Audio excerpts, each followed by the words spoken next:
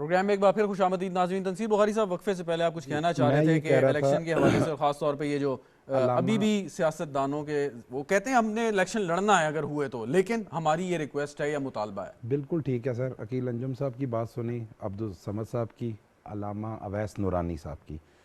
मेरा वोट जो है जा रहा है अलामा अवैस नूरानी के तरफ। मतलब वजह जब आप पूछिएगा, वोट डालने जाएंगे बैलेट बॉक्स में वजह तो वजह वजह पूछिएगा, अलामा साहब को वजह। एक वोटर में इजाफा उनका हो गया। आर्गूमेंट बड़ा पर्टिनेंट है कि 2 महीने बढ़ा दें, लेकिन मैं अरबाब इख्तियार से मुखातिब हूँ कि अगर देखिए हमारे मुल्क में कानून बयानात इस चीज की इजाजत देता है। शहजाद मैं एक बात नहीं सर, पहले आप तो कानून की बात कर रहे हैं। इलेक्शन कमीशन ने डेट अनाउंस कर दी जी। सुप्रीम कोर्ट ने एक हेयरिंग कंडक्ट की। ठीक 8 फरवरी का आया। हमारी सुप्रीम कोर्ट के जो जजेस हैं वो कनाडा में रहते हैं या वो उधर थाईलैंड में रहते हैं, जिन्हें मौसम का नहीं पता था, या इलेक्शन कमीशन जब डेट लेके आया था उसे नहीं पता था।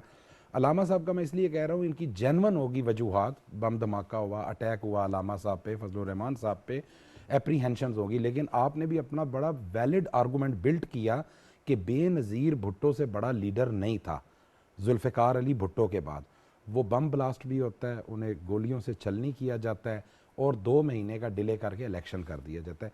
मेरा ऑब्जेक्शन क्या है कि अलामा साहब की बात ये माननी जा रही है, आज क्वेश्चन उठ रहा है, काश इनकी जमात पहले कर देती। 9 अप्रैल 2022 को अदम एतमाद आई थी आपकी, उसके बाद से आपकी 16 महीने की हुकूमत आई, ठीक है जी, चेंज हुआ, प्रीमियरशिप किसी दूसरे के पास आई, उस टाइम से लेके आज तक हमारी प्लानिंग ना होने की वजह से हमारा मुल्क इर्रेपरेबल लॉसेस बेयर कर रहा है। अब रह गई बात जहां तक कि ये इलेक्शन 8 फरवरी को हो जाने चाहिए, क्या होगा, क़यामत आ जाएगी? बर्फ वाले इलाके में 1 लाख की बजाय 50,000 वोट डल जाएगा ना। मैं अलामा साहब से गुजारिश ये करूंगा, इलेक्शन में तो ये मेरे सियासी भाई बैठे हैं, गाड़ियां दरवाज़ों पे पिक करती हैं वोटर को, उसको साथ वो पैकेट दिए जाते हैं खाने के भी, सारी सर्विस दी जाती है, खुश नसीब होता है हमारा वोटर। इन 5 सालों के बाद ही तो उसको लिफ्ट मिलती है। तो आपने तो जाहिर है इलेक्शन मैनेज करना है। और दूसरा मेरा जो ऑब्जेक्शन ये भी है कि वोटर के साथ पॉलिटिकल पर्सन को इंटैक्ट तो 5 साल पूरे रहना चाहिए, कि वो ये तो नहीं होना चाहिए कि 60 डेज अनाउंस हुए हैं तो अब मैं जाके उनसे मिलूंगा। तो आप राब्ते में होने चाहिए। तो मेरा गुजारिश ये है कि ये कोई डेट चेंज का कोई बेस नहीं बनती है। अब मेरी वोट वापस आ रही है अलामा साहब की तरफ से। वजह क्या है शहजाद, इस मुल्क को अनसर्टेनिटी ने, आप 2008 से ले लें जब चौधरी इफ्तिखार चीफ जस्टिस थे ना, सुबह जरदारी साहब जा रहे हैं, दूसरे दिन जा रहे हैं, तीसरे दिन जा रहे हैं, हमने अपनी आंखों से 5 साल वो अनसर्टेनिटी के देखे।